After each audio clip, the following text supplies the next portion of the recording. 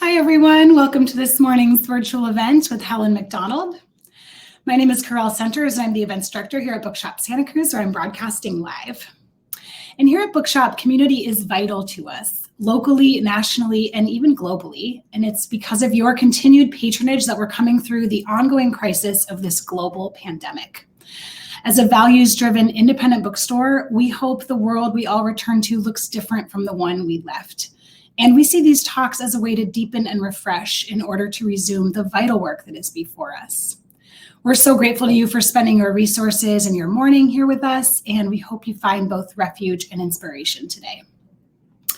We're so grateful to our event co-sponsors, Friends of Santa Cruz State Parks, for their support in getting the word out about this event, and for just in general being such an integral part of the ecosystem of Santa Cruz and enriching our lives with the natural world. I've put a link in the chat where you can check out their amazing park store and learn more about what they do.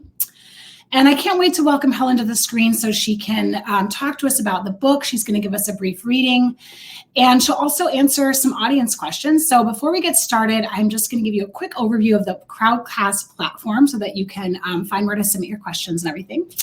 A note that this event is being recorded, so you can rewatch it and share it with others, and that will become available shortly after the event concludes. You can find it right back on this page using the same link that got you here today.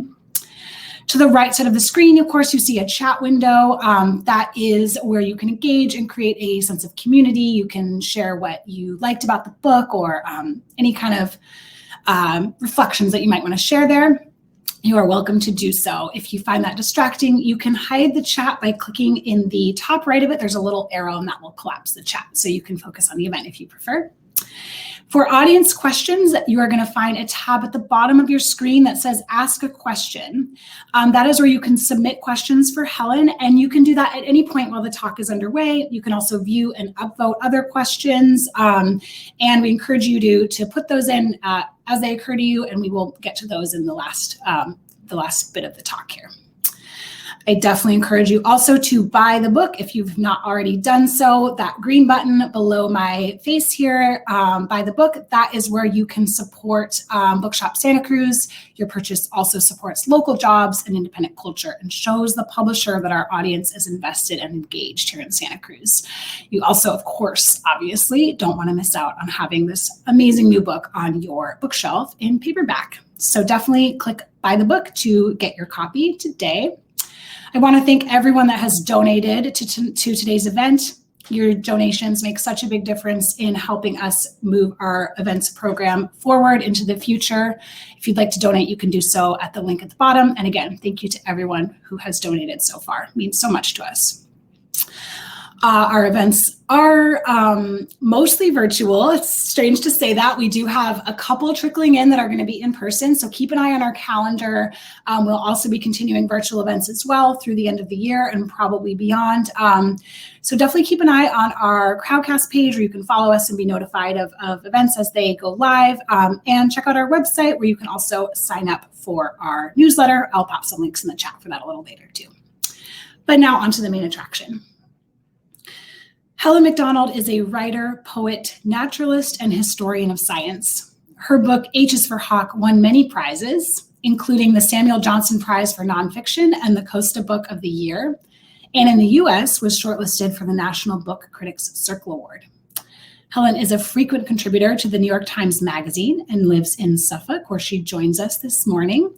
And we are so grateful to have her here with us today. Welcome to our screens all the way from Suffolk, where it's evening. I believe it's 7, you said, right? 7 p.m. 7 in the evening, yeah. And it's a really hot day for England. It's like 30 degrees. I'm kind of like, I've got this kind of, I'm half Scottish and half Irish, and I just can't cope at all. I've been pathetic. Far too hot. Draping myself over furniture and complaining to no one. You need to, you can make a washcloth in cold water and put it on your, your neck and your wrist points. That can help sometimes. Oh, I might not do that during this event, but I might do that afterwards. So thank you for the introduction, and thank you for inviting me. I'm very excited to be here. Thrilled to be here. I will be, I'll be here in the corner, but I will come back for Q&A, and I'm so thrilled that you're here. So thank you for being here. Okay, thank you. Hi, everyone. Yes, I'm in my kitchen, which was usually much messier than this, but I've just basically pushed everything that was on this surface across to the floor on the other side, so everyone thinks it's tidy in here. So I've just confessed that. Maybe I should start with another confession. So I have been asked numerous times during this dreadful, grim, heartbreaking pandemic if I have spent my time taking solace from the natural world by walking out into the fields and forests around my home, and and bathing myself in the natural world in order to just distract myself and get this kind of spiritual comfort. So I have to confess to you all now that I have done very little of that. In fact, surprisingly little. I've spent a lot of my time on my sofa eating pints of ice cream, watching action movies. That's basically been the way I've handled this pandemic. And I feel like, that's kind of, that just needs to be said. It's not all me wandering around staring at the sky. So what I'm going to do tonight is this morning is talk about this book. And I'd love to have your questions. They really do make an event like this. And, I think once we start the conversation, all sorts of kind of like new inspiring things will occur to me and hopefully you, and we can go backwards and forwards, and that will be really great. And again, it will be better in person, but I've got quite used to this virtual scenario now. So I'm going to start with the reading. As I said, I'm going to start with reading about this bird here. This, as you can see from the cover, is a very long-winged bird. It's a swift, a European swift. Their Latin name, I'm a terrible nerd, is Apus apus, which means footless, because their feet are so tiny, they're like little mouse feet, that they can't actually perch. They can cling to walls, but they're such an aerial species that they've sort of lost the ability to walk. And they inhabit the air like fish inhabit the ocean. And when I was a kid, I was kind of obsessed with them. They stood for me for all the things that I wanted or I kind of longed for, but I couldn't touch and I couldn't have. They kind of represented a kind of transcendence for me. So I'd get my little binoculars and I'd stare up at the sky and I'd see these speeding kind of bullets of birds zooming across, and they were too fast to focus on. And there was a sort of terrible sense that I needed to see them closely, but I never could. And then a few years ago, a friend of mine called Judith started rearing orphaned swifts. A lot of these babies had been fallen from their nest during house renovations. They nest in little holes in houses and under eaves. And she'd rear these little birds in plastic boxes, all crowded together. And, strangely enough, for a bird that spent its entire life flying totally free and not touching anything in the sky, they're very cuddly birds. They snuggle each other. And then there comes this day when they have to be released. And what you do is you go to an open space, in this case, a village cricket pitch, all very English. And you don't throw the bird in the air like some people say, because if they're not ready, they'll just crash down and hurt themselves. What you do is you put the bird in your hand and you hold it up into the wind and you wait. And I'm going to just read what that's like, because it's kind of amazing. It stares into the wind for a while, then starts shivering. Anticipation, I think. Functional explanations. This bird is warming up its pectoral muscles ready for flight. Emotional explanations. Anticipation, wonder, joy, terror. The sensitive phyllo plumes growing between the feathers of its wings and sleek sides are being brushed by the breeze, feeling their element for the first time.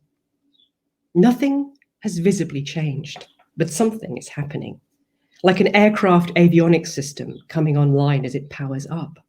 Blinking lights, engine check, check. But that doesn't work, though, not quite as an analogy, because what I am watching is a new thing making itself out of something else. There is no doubt in my mind that this is as much a transformation as a dragonfly larva crawling from water and tearing itself out into a thing with wings. On my open palm, a creature whose home has been paper towels and plastic boxes is turning into a different creature whose home is thousands of miles of air. Then the swift decides. It tilts the pug-sharp tiny tip of its beak upwards, arches its back, and drops from my flattened palm, making an aching series of stiff and creaky wing beats. For 5 or 6 seconds, everything feels wrong. The bird is a mere foot above the grass, and my heart is beating fast. Up, up, up, calls Judith. Nothing is broken. We are just watching a bird learning how to fly.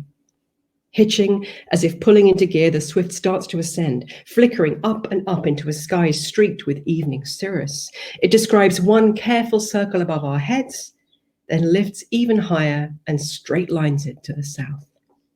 I look down at my palm. There's a little scratch on the meat of my hand, on my thumb, where its claws had gripped tight before letting me go, gripped tight to the hand that was the last solid thing the bird would touch for years. And that's true. The young birds, once they leave the nest, they fly continually for like maybe 3 years before they start breeding again or getting a pair and they find a nest. So they don't touch anything. And it's just mind-blowing. And one of the things I like to talk about in this book, and I talk about again and again, is how my life, my own kind of understanding of the world has been deeply inflected and shaped by looking carefully at the lives of animals. Not in the sense that I think animals are models how to live, you know. I mean, we don't want to spawn like grunion in the beaches or, you know, kind of like subsist entirely on flies, but there is a sense that the stories that we're given as children about the way that we should live aren't always helpful. And, you know, here I am, I'm 50 now. I haven't got kids, I'm not married, and some part of me still feels that I went wrong somewhere. And then I look at the variousness of the lives of creatures, and I'm like, you know what? There are more ways to have a home and more ways to exist than the stories we're given as a child. So that was kind of a nice thing to sort of think about in terms of swifts too, that they are these creatures who are kind of not models for us, but they are instructive. And the title essay of this book, Vesper Flights, is explicitly about this, and also about how we so often think of science as something that subtracts beauty and wonder and mystery from the world. It's this kind of logical way of thinking about life, and this kind of like, you know, quantifying things and kind of measuring them and doing statistics and theories and analysis that somehow we're sort of led to believe takes things away from the mystery of what else there. And the book tries very hard to say, no, it's a way of looking at the world. If you learn the stuff, if you understand or try hard to kind of get to that research and science, it opens out extraordinary wonders. So Vesper Flights are these flights that, I'm going on about swifts a lot, I'm sorry, they're very cool. So these birds in the evening, because they sleep on the wing, they actually go up there into the sky, and they like all birds, they can actually shut one eye and put this side of their brain to complete sleep, and then they can do, it's called unihemispherical sleep. So they can do that, but they can also sleep properly up there, like close both eyes, and they just sleep automatically. So they thought for years that these Vesper flights, these evening flights, when the birds would all ascend as one, thousands of feet up into the sky and disappear, they were just going up there to sleep. And then using military and weather radar, some scientists in Holland discovered that the birds actually come down again afterwards. And they discovered that the birds don't just come down, they actually feed. They're flying over the water and they're sort of scooping up, you know, nighttime insects. But then at dawn, just before dawn, they go up again as one, and then they come down. You know, what is this? So there's been a lot of work on what they're doing, and it turns out that what these birds are doing is really very, very moving. And again, kind of for me, quite instructive. They are climbing that high every dawn and dusk, and they reach the apex of these flights at precisely nautical twilight, when the light is a particular level. And when they're that high, they can be 8,000 to 10,000 feet up.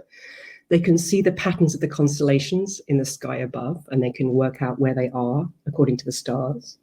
The patterns of polarized light in the sky at that time, in that light levels, are also very, very clear, and they can also use that polarized light to navigate. They can see, you know, 130 miles. They can look out to the horizon and see the rubble of distant clouds coming towards them.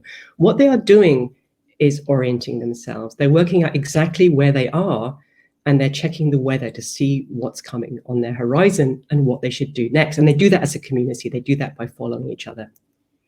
And I wrote this whole essay, the Vesper Flights essay, a long time before the pandemic fell upon us.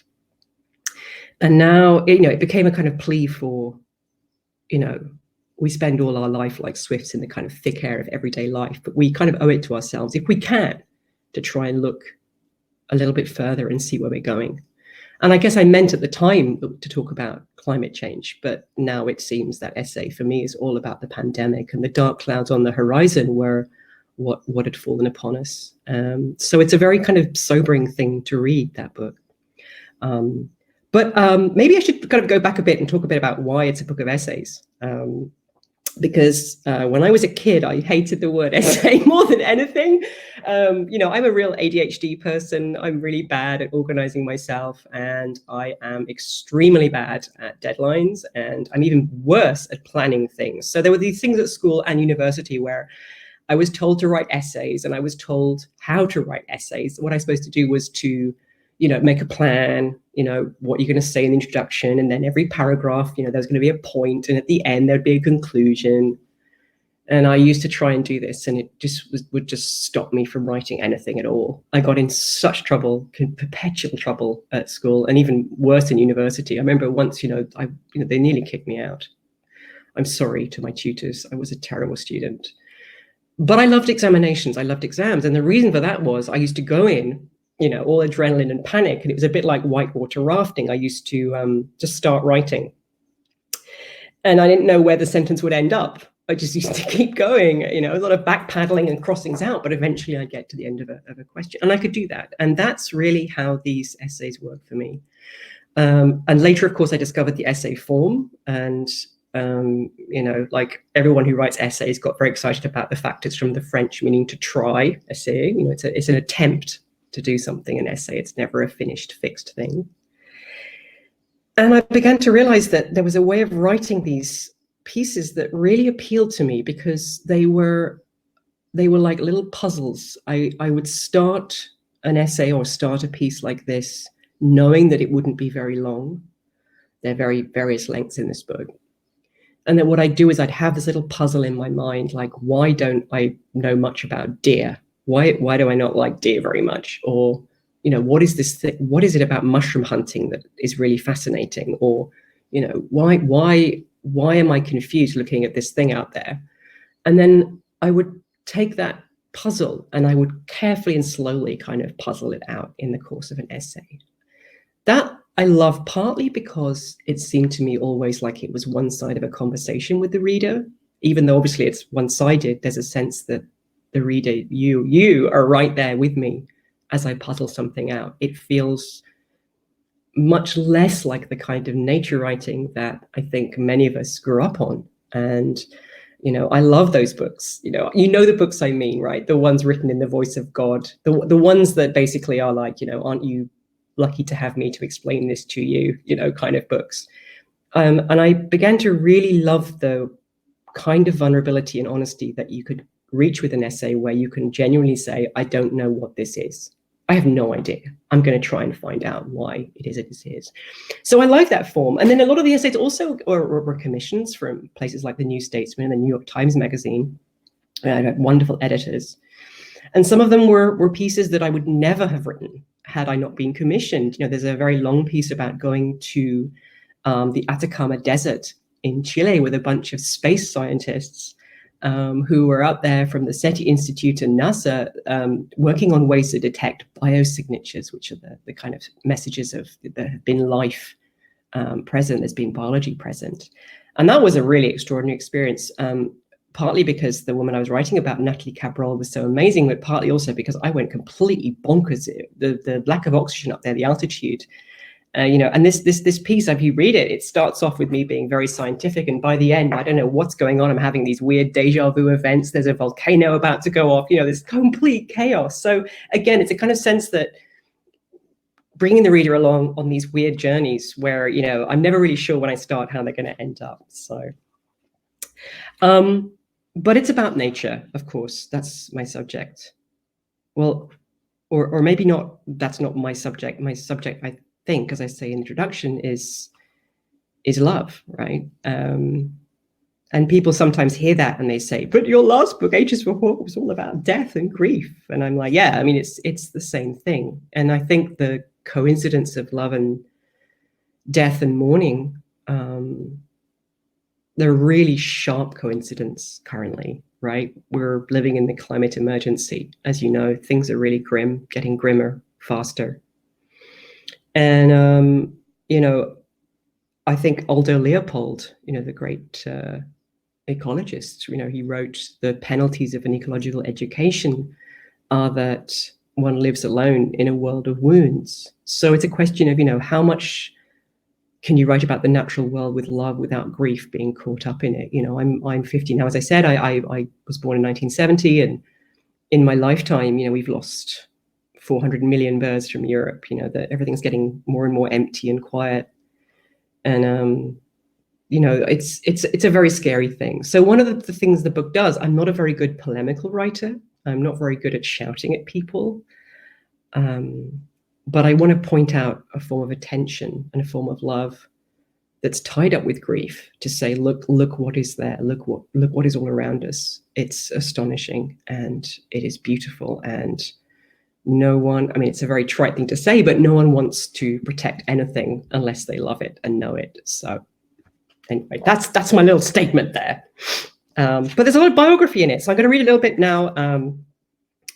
There's an essay early on about nests, which again talks about this way in which thinking about birds' nests and how various they are and how they're temporary really helped me think about what home was, how home was not necessarily a fixed location, but something that one can, to some extent, carry with you. Obviously, saying that out of a position of great privilege, homes are not something that everyone gets to have, but in terms of a sort of sense of belonging, it's a bit like a kind of found family, that, or a logical family, as Armistead Morpen would say. You can kind of make a home around you that doesn't need to look like a picket fence.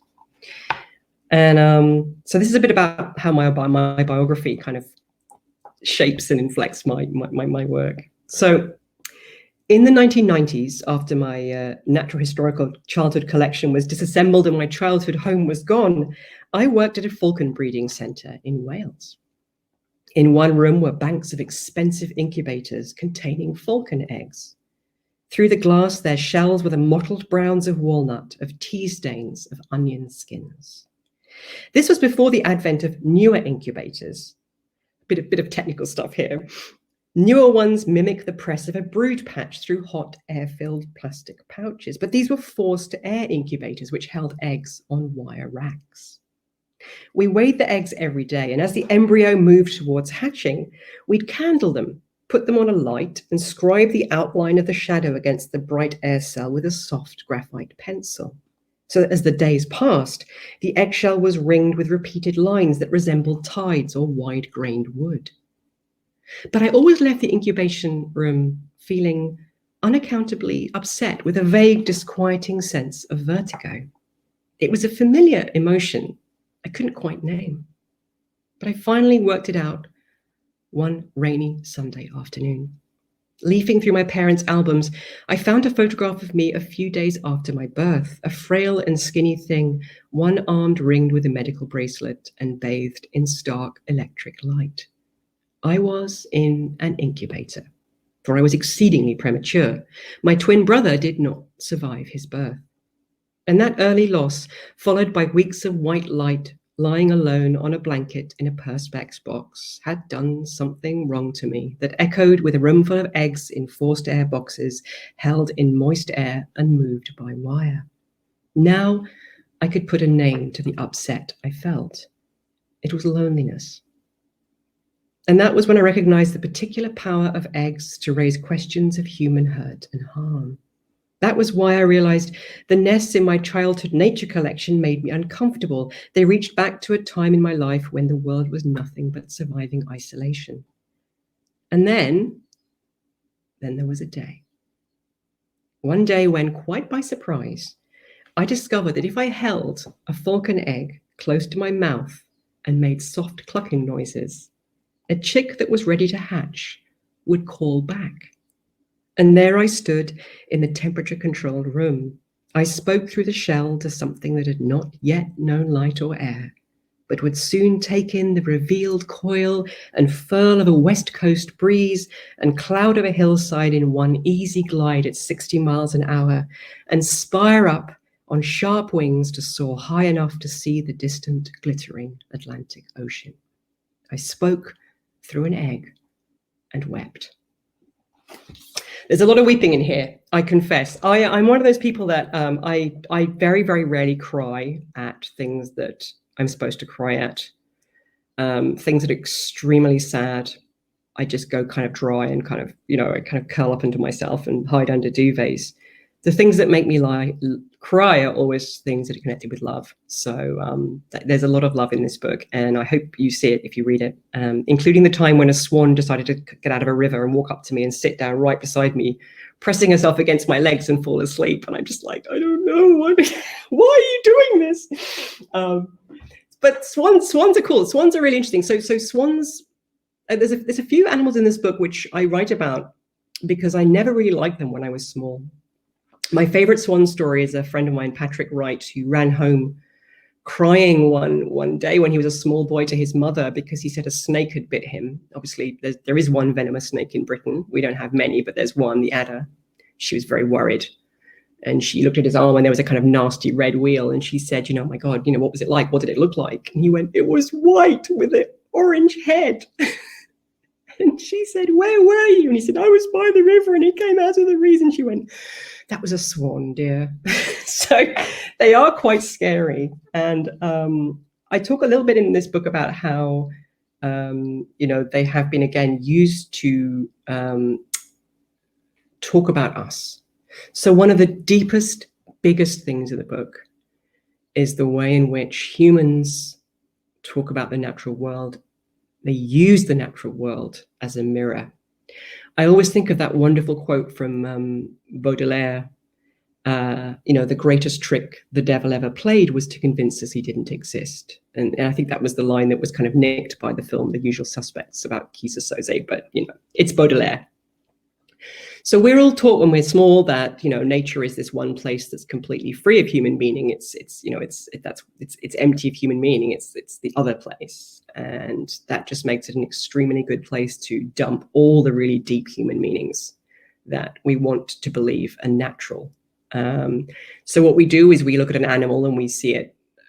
We project into it what we want that animal to be, and then when we see those qualities in the animal, we kind of look at it and we repossess them and think, oh, that's just nature, that's how it should be. And I always think of this is going to sound awful because I absolutely adore Annie Dillard. I love her stuff, but I remember when I was a kid loving that the piece she wrote about meeting a weasel. It's an extraordinary piece. If you've not read it, really, I think it's on the internet, which probably shouldn't be, but it's basically she exchanges glances with a weasel. And she says, for 60 seconds, I was in that weasel's head and he was in mine, right? It was a real moment.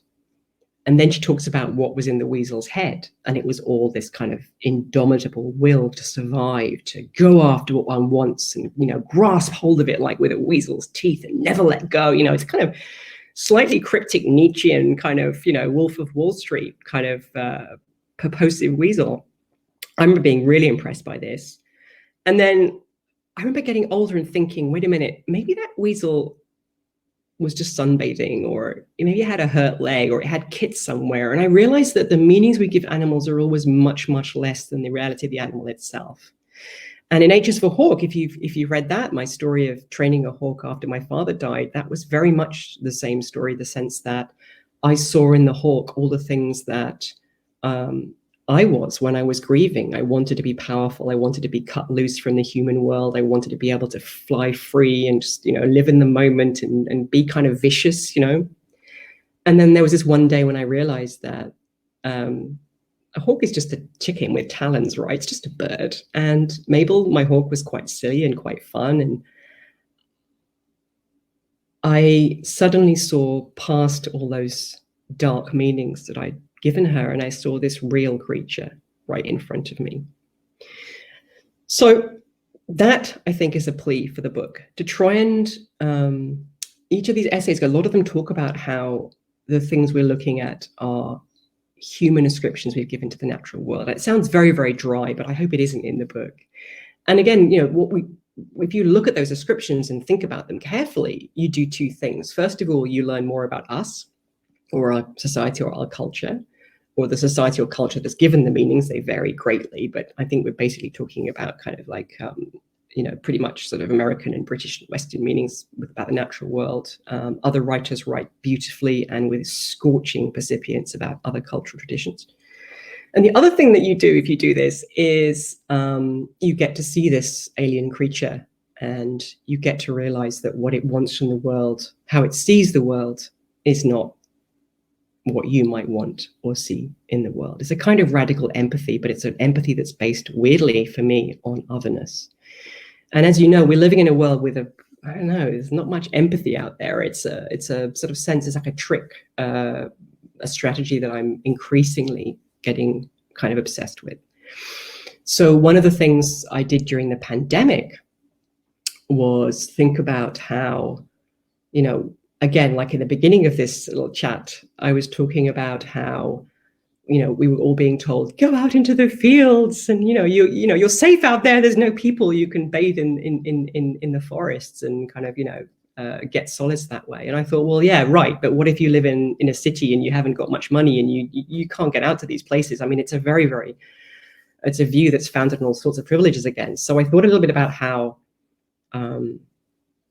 contact with the natural world can be a form of solace, but doesn't require you to be like a 19th century landed aristocrat and wander around or be like, John Muir. And it all basically went to a spider. I have a terrible housekeeper, and there was a Fulcus spider, a kind of spider that's very poisonous, but not to humans. They can't get through our skin. And she was like above my oven, and she had a little load of babies up there. And I remember looking at her one day, and I suddenly thought, what's this house like to the spider? And I thought about having 8 eyes and having like sensory stuff in my little brushy feet, and about whatever weird, deep maternal need she had to protect these little babies, and how that would be different from a human need to protect children or whatever. And I started thinking about the fact that I shared the house with this spider, and this really weird thing happened. I'd been really miserable and depressed, and basically like trying to pretend I was a spider really helped me. And there's a great piece by the philosopher Iris Murdoch that, and again, it's a theme that runs through the book, this notion of empathy with creatures as being helpful, not only for conservation praxis and for protecting the environment and getting to know it, but also for us. And she talks about this thing, she calls it unselfing. She says, you're sitting in a room and you look out of the window and you're really miserable, you're really caught up in your own concerns, life is really tough. And you see a bird, you see a kestrel hovering outside the window. I always do the hand movements. It's terrible. It's like, I don't know, I should have been a mime artist. So you see a kestrel hovering outside the window, and suddenly you're not thinking about your own terrible, whatever's happening in your life. You're looking at the kestrel and you're kind of consumed by it. She uses a wonderful phrase, the world becomes all kestrel. You kind of get inside that bird, a little bit like Annie Dillard and her weasel. And then you come back from it. And when you've come back from the world being all kestrel, the press of your own concerns has lessened just a little. And she talks about this unselfing a lot. And I feel it's a really interesting exercise to try, even with bugs, even with like small things. And even though it sounds a little bit bonkers, I really recommend it. You can even try and do unselfing with a plant. It's a really interesting kind of thing to try and do. All right, I'm going to stop talking about, I'm going to have a drink of water with this glass with bees on, and I talk more about hope, because we are living in terrifying times. And there is an essay in this collection about migraines. I suffer from migraines, many people do. It's incredibly common. And the weird thing about my migraines is that I know the symptoms. I know the signs that I'm going to get one right after the event. So I always buy chocolate, banana milk. I always want to eat beetroots. I get very tired. I yawn a lot. I get very angry about everything, including birdsong. Those things always happen before a migraine, but I never recognize them at the time. They just seem random things that happen. And so I talk about this, and I talk about it in terms of climate change. Maybe not now, but certainly when I was writing that, there were all these what we thought were unconnected events. It was very hard for any of us to see them for what they were, which is the sort of systemic signs of a breakdown. And I thought, well, what if those signs are working a little bit like the way that I can never see my migraine coming. And I started thinking about this sort of systems that we live in and how we're being told always to use plastic straws and not drive as much, rather than look at the real structures that are perpetuating climate change. So that essay is actually probably the most political in the book. And it's a much more political book. You know, I have gone a little bit further towards that sort of genre, really, I guess, than I have done before. And I'm not sad about that. That's a good thing. But there's also other stuff in the book that's not political. So I'm going to read a little story now. I'm afraid it's got a swear word in it. So if cuss words offend you, I'll just mouth that word. And it's a story about my dad. So I'm a little bit worried that, I mean, he's no longer with us, obviously, but I think he might have been a bit grumpy about me putting this in here. Where is it? I had it just now. This is so embarrassing. I am that person, right? Aha. So yeah, it's very small. Where is it gone? Oh my God, I've got the embarrassing one here. Okay. The essay form is a rich and various net and can contain things like this. As a child, I discovered a simple game that's good to play with goats. You lay your hand flat on a billy goat's forehead and push just a little. You push and it pushes back, and you push harder and it does too. And it's a little like arm wrestling, but much more fun. And the goat always wins. I told my dad about my love of pushing goats once, just as an aside while we were talking about something else. He must have filed this information away, because about a year later, he came home very crossly. And he was cross with me, which was a very rare thing. In his capacity as a press photographer, he'd spent the day at London Zoo, taking photographs of their annual animal census. And at one point, he happened to be standing with the rest of the press pack in the petting zoo. And there he sees a goat. And he says to everyone, "Watch this." And I hadn't explained activity very well, because he puts his hand against the goat's forehead, and with everyone watching, he pushes. He pushes really hard, and the goat falls over.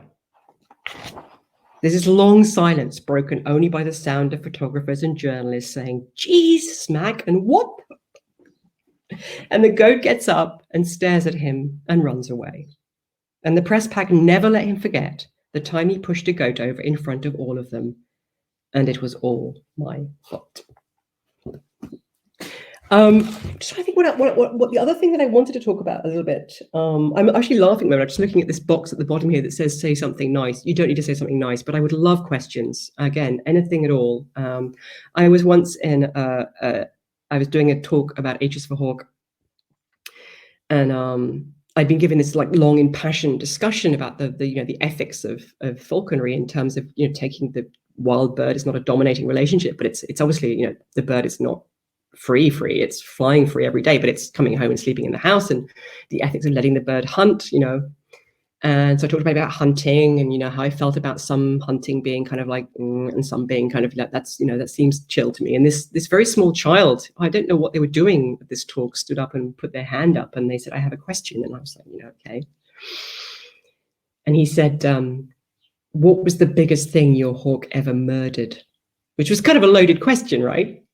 And I sort of thought about it for a bit and thought, God, if we're honest, it was a rabbit, And he just looked, I've never seen anyone look so disappointed, He just looked, he was like, oh. And I said to him, "Mate, what did you think I was going to say?" And he just looked at me and he went, "A horse."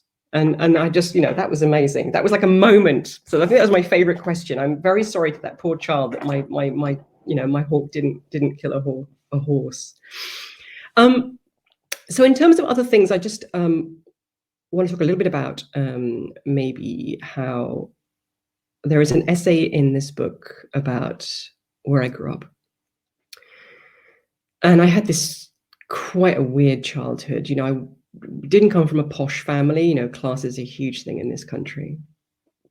But through an accident of kind of fate, I grew up in this bizarre place. It was like a kind of faded 19th century formal gardens and meadows, and it was basically like a sort of stately home, like Downton Abbey kind of thing. But the home had burnt down, probably from an insurance fraud, I discovered many years later. So there was just this weird kind of like set of gardens and specimen trees and ponds and, you know, Italian gardens.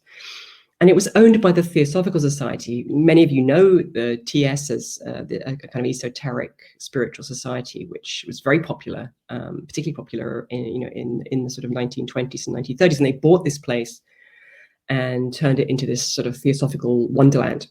And it was filled with these wonderful people. They were all very eccentric. You know, there were lots of refugees from Nazi Germany because theosophy had been banned there. And there were lots of I remember a very elderly man who, when he found out I went to Cambridge, he asked me if I had trouble stabling my horse there, because he had terrible trouble when he went to Cambridge in the 1920s. And I was just like, I don't have a horse.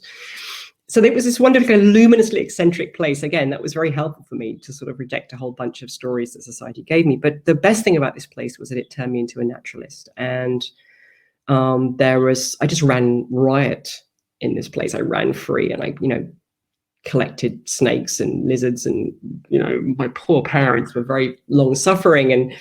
But there was this meadow, and I spent a lot of time in this meadow, which was a really unusual place. It was deeply biodiverse. It hadn't been cultivated ever, and it was full of these plants that had been brought there, I think probably as hay for horses in many years previously. And in summer, it was just, you know, it rippled with butterflies and crickets, and, you know, and that kind of environment, that meadow environment, is very, very rare in Britain now. And I used to spend hours in it with my face pressed to the ground, you know, like staring at little insects moving around, and then looking at the sky and looking at the clouds. And I wanted to learn all the names of the plants and the insects, because it seemed to me that was just polite. It was a bit like school. I needed to learn the names. So it wasn't the kind of relationship with nature that was kind of oppositional. I wasn't trying to prove myself. I just wanted to know, right? This became like a kind of heaven for me, this place. And it expanded my world hugely, because, you know, it taught me the world doesn't just operate on human scale, like not just a room or a house. It operates on this microscopic scale and on this vast scale all at once, and it's full. So there you go. So, and then years later, I came back, and it was tough, because I came back twice. The first time I came back, the meadow was as it always had been. And it was kind of, I was amazed by that. You know, I was in my 30s at the time, and I was like, oh my God, you know, there's hope. And then I went back in my 40s, and someone who was managing the park at that point thought a meadow should look like a football pitch. And he'd mowed it until there was nothing left. And I just sat there, and I kind of wept on the side of the road. And I just want to quickly read this bit to end about what that was like. I'm sorry, it's not a bit of a depressing thing, but I guess I should have ended on the goats, but never mind, we'll get to questions. When habitats are destroyed, what is lost are exquisite ecological complexities and all the lives that make them what they are. Their loss is not about us. Even though when that meadow disappeared, part of me disappeared too, or rather passed from existence into a memory that even now batters inside my chest. Look, I can't say to anyone. Look at the beauty here. Look at everything that is. I can only write about what was. When Henry Green started writing his autobiography in the late 1930s, it was because he expected to die in the oncoming war, and felt he did not have the luxury of time to write a novel. That is my excuse, he wrote, that we who may not have time to write anything else must do what we now can. He said more. He said, we should be taking stock. I take stock. When I sat on the verge that day and wept, I told myself over and over again that he was a nice man, that perhaps he had simply not known what was there. He had not known what was there.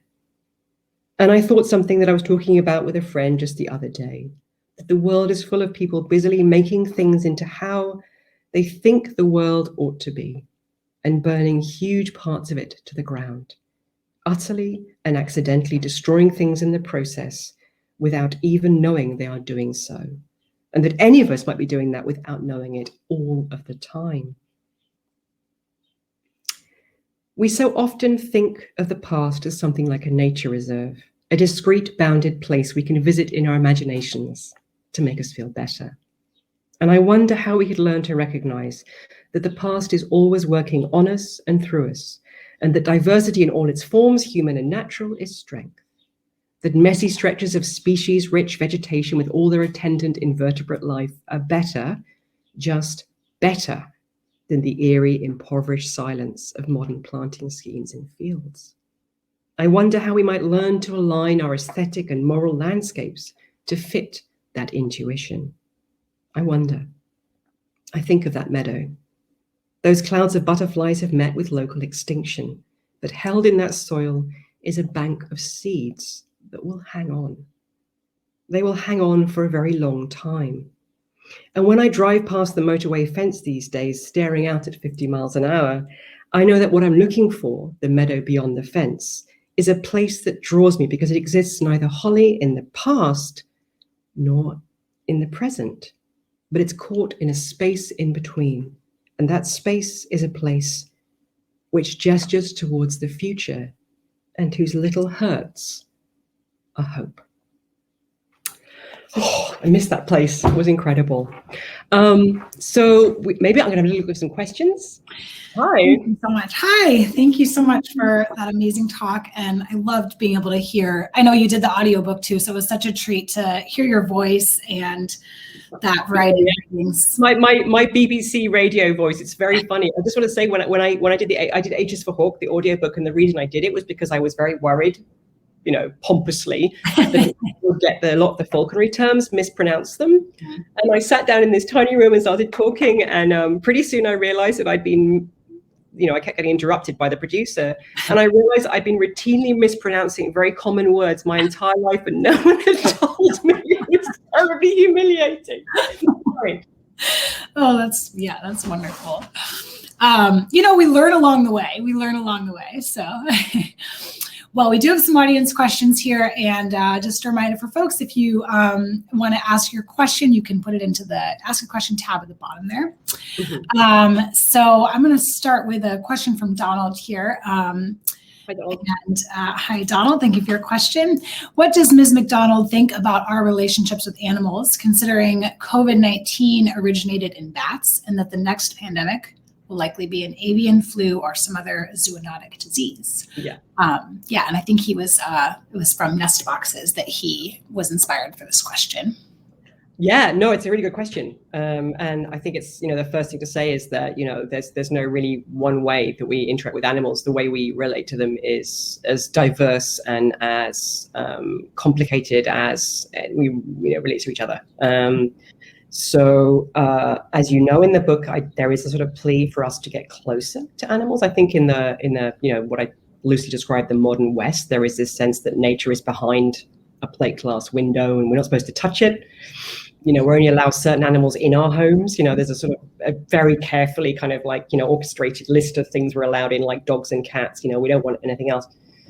Having said that, I spend all my time fighting the depredations of clothes moths in here. So there's a kind of sense that I think that contact with animals is not only something which we have lost, like John Burgess says, animals are always disappearing and they're being replaced by images of themselves, often fit to kind of commercial or, other kind of, meanings. But there is this issue of what happens when animals spread zoonotic diseases. It's certainly the case that, I think about the way that the pandemic is working, and it seems to me that the animals aren't the problem, really.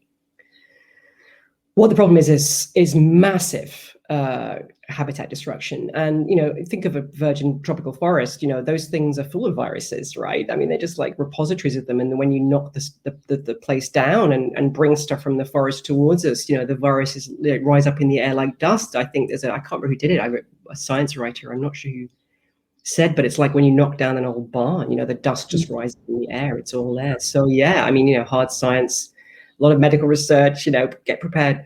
But I think there is a difference between trying to think about living with animals and protecting us from that form of a problematic encounter through maintaining as much as we can intact ecosystems where those viruses exist. Yeah. And I mean, there's a lot of kind of weird sort of anti-Chinese sentiment that I've read about the fact that there are these markets full of wild animals. You know, British kind of reports of, for example, of Victorian markets in London. I mean, people were eating sparrows and hedgehogs and all sorts of things. I mean, it's not, you know, it's something that, you know, I think that's a little bit uncalled for.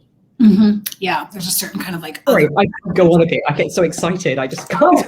Don't be sorry at all. It's delightful. It's this fountain of. It's such a dynamic. You have such a dynamic mixture of humor and poetry and, you know, knowledge from other amazing writers, and I'm loving every moment of it. So please don't apologize.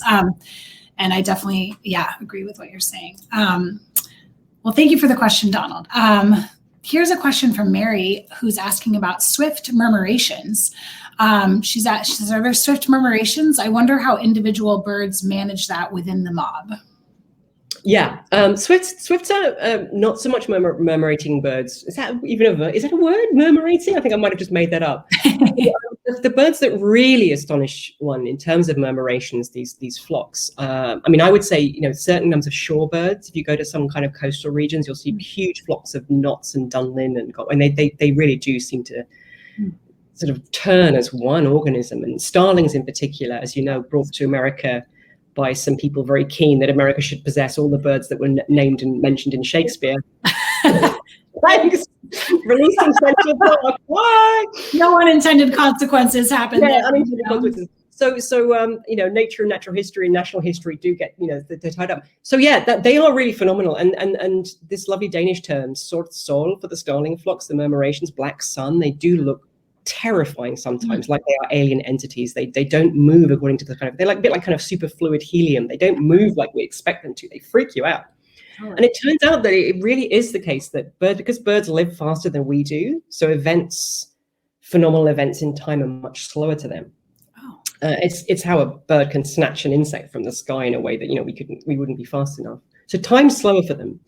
And those flocks, really, all that's happening is that one individual bird is copying the movements of the nearest 5 around it. I think it's 5, it could be 7. So basically, it's just looking at the birds around it and it's doing what they're doing. And that is enough to create those extraordinarily elastic, moving shapes in the air. And quite often those shapes are, the reason they're doing these weird things is because if you look carefully, you'll see a hawk diving into them. They're basically designed to confuse predators. And you've probably seen footage on channels of kind of fish doing the same in the ocean. It's a really good way of confusing predators and freaking people out with the amazingness of them. Yeah, what a cool parallel. I can totally see that now, how they would kind of scatter and then reconverge, and those amazing shapes. And another question on swifts here from Christy is, did you say that swifts sleep while flying? You were talking about kind of the hemispheric eye closing. And Christy's wondering, how do they eat, bathe, etc.? I know, right? Okay, so I'm going to go off on one. They have these incredibly big mouths. In fact, if swift is a really, if you look up swift on, you know, head of a swift, you'll see they've got these tiny little, like, very neat beaks.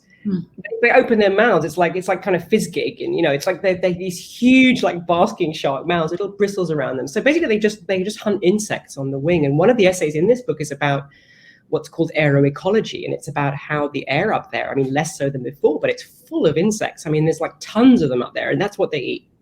And they just harvest them in the air. They just pick them out. And as for bathing, swifts, I think a lot of these birds that are quite aerial, quite often they will dive into lakes or the surface, and they will just ripple across the surface and like that. I've never seen a swift do that. I think they just get wet when it rains, and I think that's how they do it. And you know, they are so aerial. I mean, I remember the first time I saw a swift, an adult swift, up close. It was injured. It was fine. It got released. Something about these eyes, they looked like astronaut visors. They were so remote. And I say in the book, it was like looking at a deep sea fish that had been pulled to the surface. It was so wrong where it was. You know, I'm glad it went back to the air. But yeah, they're absolutely aerial. Like, the air is a habitat, you know, and that's where they live. They're amazing. That's really incredible. Yeah, thank you. We have a question here about maybe advocacy or getting involved. Is there an is there an organization that advocates for birds that you have an affinity and have participated in to further your passion for our beautiful winged fellow inhabitants of this diverse world? Got another poet. Yeah, no, good question. They exist on a real continuum, don't they? There are those that are kind of much more scientific. So I can only really talk about, I know Audubon in America, but I can only really talk about in this Bird Conservancy. I can talk about British ones because, I'm sad for Brit. Right. So, for example, I think you'll find parallels in America, but like we have the Royal Society for the Protection of Birds, which is the kind of very rich organization, which is about, garden birds, and it owns reserves, and it's very kind of, there's over 1 million members. It's kind of like the Audubon Society, it does research as well, but it's mainly conservation. And then we have the organizations like the British Trust for Ornithology, which is a much more scientific body, which is also, I think, really worthy of support. And those are the ones that sort of push the cutting edge of ornithological science, trying to work out population declines, trying to understand why things are behaving the way they are out there, and then the bodies work together in order to produce this wonderful kind of sphere, which is like partly millions of people doing their best and enjoying birding, but also doing the hard science. So I would sort of try and extend one's support across those two different kinds of groups if you have the resources. That's a great suggestion. Yeah, thank you. And if anyone tuning in has specific organizations that they like to support, feel free to put that in the chat. Yeah, local ones are good too. Local ones are really good. Yeah, totally, for sure. Yeah, it's definitely obviously a big concern in terms of the mass die off and everything that's happening. Yeah, and you have the predatory bird center. Santa Cruz is kind of famous for raptors. That's a really important one. So if you're, that's the place to put your interest in if you're close by. Totally. Sorry. Yeah, no, and it's true. There's the work does have tangible results too, like the project with the California condors that really had like noticeable, like they've come back since that work. So there's some hope to be had. Like we'll take it, Jeez. Question from Deborah here about the writing element of things, and this I think will be our last question that we have time for today. Deborah notices H is for Hawk is largely a narrative memoir, whereas Vesper Flights is a collection of short essays. What was the difference for you in crafting these two different books? Do you have any plans to return to the long narrative form? Oh yeah, no, absolutely. To answer that second one first, my next big sort of non-fiction book is going to be much more like H is for Hawk in that regard. It's going to be called Midway. I'm very excited about it. It's kind of delayed because I couldn't really get to Midway at all this summer or last summer because of the pandemic. So unfortunately, it's taking longer to sort of be birthed than it would otherwise have been. So that's a book about albatrosses, the military, the end of the world, another cheerful subject. And that again will be partly about me navigating this part of my life as well, but hopefully in a way that is more about what's out there than what's in here. I'm looking forward to writing that. In terms of these essays, I did sort of joke with some people, my publishers really, that one of the subtitles of this book could be, weeping at 4 a.m. in hotel rooms, because a lot of these pieces were written initially, forms of them for the New York Times magazine, where I had a column for a while, which I adored. But, I was on tour. It was a lot of pressure to get these things, done. And a lot of them were written, as you know, it's geographically quite spread out, and a lot of those pieces were written on book tours. So like the pieces in Australia and the pieces in kind of, those pieces I would never have got to if it hadn't been for the book. So and then some of them are written for friends, some of them are written for puzzles, some of them are written for, there's one that's actually was a script to accompany an artist's film, filmed by the wonderful Sarah Wood. So they're very diverse. And what happened was I sort of realized that they all had the kind of same themes kind of bubbling away. So a friend of mine and I at Christmas year before last, we just put all the essays on a table and we spent like a day trying to work out the way that they would go in the book and find the through line. And I'm really happy with the way the essays talk to one another in the book. I didn't expect them to be quite so chatty with each other, but they all live the same, saying the same kinds of things. Yeah, there's very like just your poet, your kind of the poet aspect of yourself is so present here too, just with the language and the grace and the beauty of it. But that was true for H is for Hawk too. So, I'm still blushing. I feel like I'll get embarrassed. Wow. And so that will be your next. So we have Midway, and was it called Midway? Is that right? Midway, yeah. Midway. Okay, Cornell. I've just seen down here, Janice had just called Cornell Laboratory of Ornithology is another great thing. Yeah, no, that's another great one. There's loads of places. Yes, sorry. Yeah, no, not at all. And Judy's mentioned one as well, the Ventana Wildlife Society Ventana as well. So some really great ways to get involved. Yeah, and it's such a rough time, I think, right now, when you had kind of mentioned about there's so much onus on the individual consumer to, there's this, they put it on us because they don't want to fix it, not to make it all editorial, but exactly. And it just makes us feel guilty, and then the guilt makes us do nothing. So exactly. We need to raise our voices, guys. That's right. Yeah, it's incredibly depressing to look around and be like, and see the fires or whatever, the heat waves, all the catastrophe, the flooding in Germany, all of these things. And now I think it's starting to be no longer like, well, we can't say any individual event is climate change. Now I think they're just like, fuck it, it's climate change. You know what I mean? Like, what else would it be? I think this last month or so, certainly in this country, the word crisis is being used in headlines in the media in a way that it hadn't been before. So it's terrifying. Like again, Rebecca Solnit said, if you're full of despair, you do nothing. If you're full of optimism, you do nothing. You have to just work really hard to keep that space of uncertainty about the future open and just try and be hopeful and do what you can. These are scary days.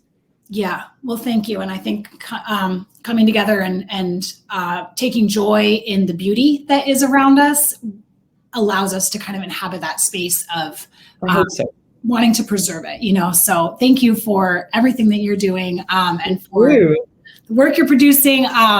You're making the world a better place. So we really appreciate it.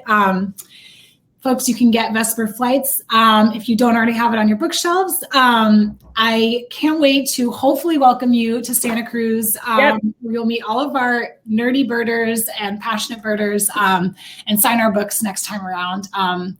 In the meantime, thank you so much for joining us all the way from Suffolk, where it's almost 8. It's past 8 o'clock, so we will get on this evening. Thank you, everyone. It's been an absolute joy. Take care, and I do hope to see you next time in person. Beautiful. Have a great day, everyone, and a great